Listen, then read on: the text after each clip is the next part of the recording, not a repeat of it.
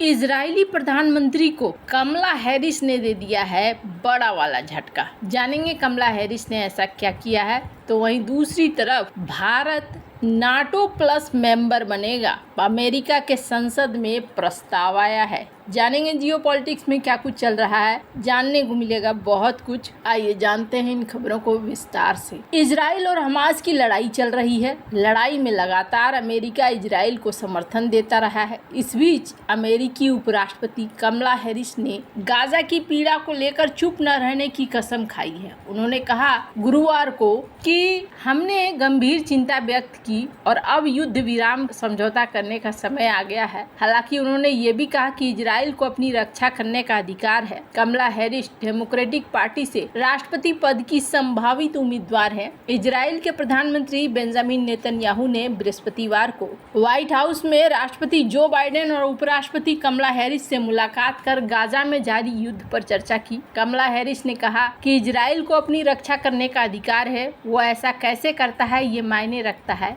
पिछले 9 महीने में गाजा में जो हुआ वो विनाशकारी है। साल 2020 के बाद नेतन्याहू पहली बार व्हाइट हाउस गए। पिछली बार जब वो व्हाइट हाउस गए थे तब अमेरिका के राष्ट्रपति डोनाल्ड ट्रंप थे। ये मुलाकात ऐसे समय में हुई है जब गाजा में 9 महीने से युद्ध जारी है और उसे खत्म करने के लिए दबाव बढ़ रहा है। दर्जनों इजरायली बंधक अभी भी हमास के कब्जे में है और गाजा में 39,000 से अधिक लोगों की मौत हो चुकी है। कमला हैरिस ने कहा है कि मृत बच्चों और अपनी जान बचाने के लिए भागने वालों की तस्वीरों से आप आंखें नहीं फेर सकते हैं। हम इन त्रासदियों के सामने अपनी आंखें नहीं फेर सकते। हम पीड़ा को लेकर शून्य नहीं हो सकते हैं।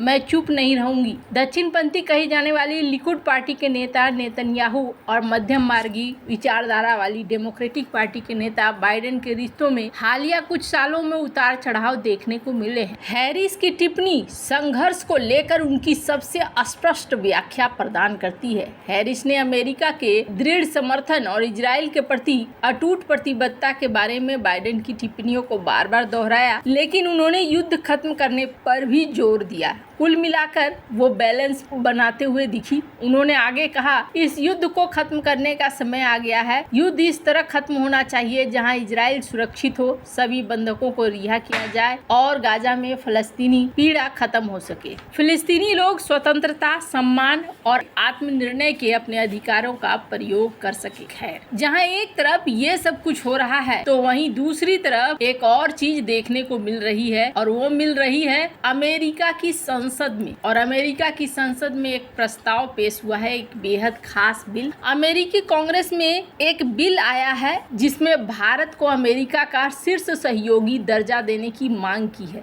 ये बिल अमेरिकी सांसद मार्को रूबियो ने पेश किया है। बिल में मांग की गई है कि अमेरिका अपने सहयोगियों जापान, इजराइल, कोरिया और नाटो सहित नाटो सहयोगी देशों की ही तरह भारत को भी अपना शीर्ष सहयोगी माने और उसे अहम टेक्नोलॉजी ट्रांसफर करे। भारत की क्षेत्रीय संप्रभुता के लिए बढ़ते खतरे के बीच उसे अपना समर्थन दे और पाकिस्तान से आयातित आतंकवाद के खिलाफ कार्रवाई करे। अमेरिकी सीनेटर मार्को रूबियो ने प्रस्तावित bill US India defence corporation act में कहा कि वामपंथी चीन लगातार हिंद प्रशांत महासागर में अपना प्रभाव बढ़ा रहा है और हमारे क्षेत्रीय सहयोगियों की सुरक्षा और संप्रभुता के लिए खतरा पैदा कर रहा है। ऐसे में अमेरिका के लिए अहम है कि वो चीन की रणनीति की काट के लिए अपना सहयोग जारी रखे और भारत के साथ क्षेत्र के अन्य देशों को ये बताए कि वो अकेले नहीं है। हालांकि अमेरिका में जल्दी ही राष्ट्रपति पद के लिए चुनाव होने वाला है। ऐसे में जब अमेरिकी कांग्रेस में दोनों पार्टियों के सांसदों में मतभेद चल रहा है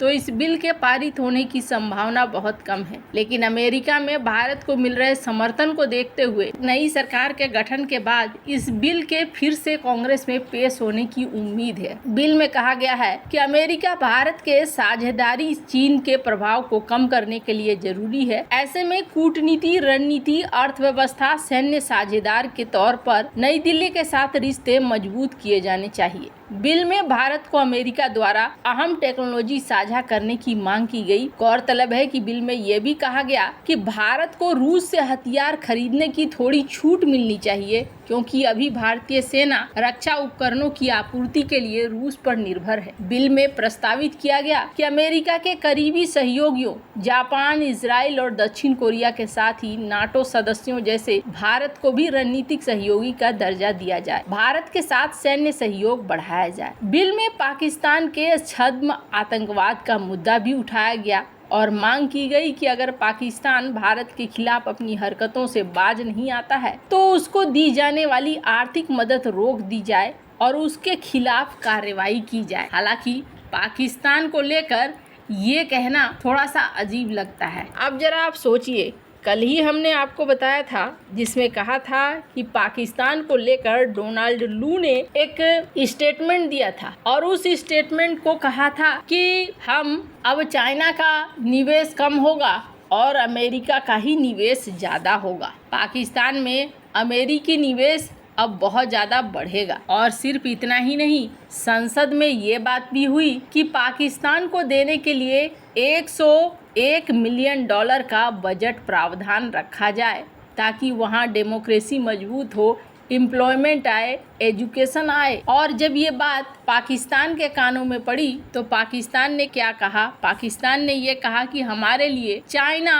और अमेरिका दोनों ही बहुत ज़्यादा महत्वपूर्ण है, इसलिए हम दोनों में से किसी के साथ ऐसा नहीं है कि दुश्मनी स्थापित करना चाहते हैं, हम दोनों के ही साथ बढ़ना चाहते हैं। सबसे बड़ी बात यह है कि जितने पैसे की बात कही वो पैसा पाकिस्तान के कर्जे के लिए ऊँट के मुंह में जीरा के बराबर है, वैसे भी वो काम आने वाला नहीं है। पर हाँ, यहाँ पर एक चीज देखने को मिल रहा है कि एक तरफ वो पाकिस्तान के लिए ऐसा कह रहे हैं तो दूसरी तरफ बिल ला रहे हैं। अब इसका आप क्या मतलब निकाल सकते हैं? क्या सचमुच में इस बिल के मायने हैं? आपको बता दूं, पहली बात तो ये बिल अभी पास होने वाला नहीं है और दूसरी बात ये कि अमेरिका में एक बड़ी संख्या में भारतवंशी रहते हैं। डोनाल्ड लू ने जो चीजें कही है, अमेरिका का भारत के प्रति रवैया थोड़ा बदलता हुआ दिखा है। तेजस इंजन को लेकर अभी भी बातचीत अटकी हुई है और तेजस इंजन भारत को नहीं मिली है। ऐसे में अमेरिका के डेमोक्रेट्स ये नहीं चाहते हैं कि किसी तरीके से उनके वोटिंग में दिक्कत आए, वो चाहते हैं कि उन्हें वोट मिलता रहे और फिलहाल के लिए इस बिल को लाया गया है। वैसे आपको बता दूं, भविष्य में हो सकता है कि भारत को ये साथ लेकर चलना चाहे तो इनके पीछे सिर्फ एक ही कारण होगा और वो कारण होगा चाइना को लेकर ये पाकिस्तान के ऊपर कभी भी विश्वास करने वाले नहीं हैं और ये अफगानिस्तान में भुगत चुके हैं, इसलिए इन्हें एक ऐसा पार्टनर चाहिए जो विश्वासी हो। पर एक सवाल ये भी होता है कि सबसे बड़ी चीज ये है कि भारत को इससे फायदा होगा या नुकसान होगा। क्या भारत को आगे करके इस लड़ाई को जीतना चाहता है अमेरिका? वैसे आपको क्या लगता है इन सब मामले में? आपकी क्या राय है? कमेंट कर जरूर बताएं। जल्द मिलते हैं अगले वीडियो में नई खबर के साथ।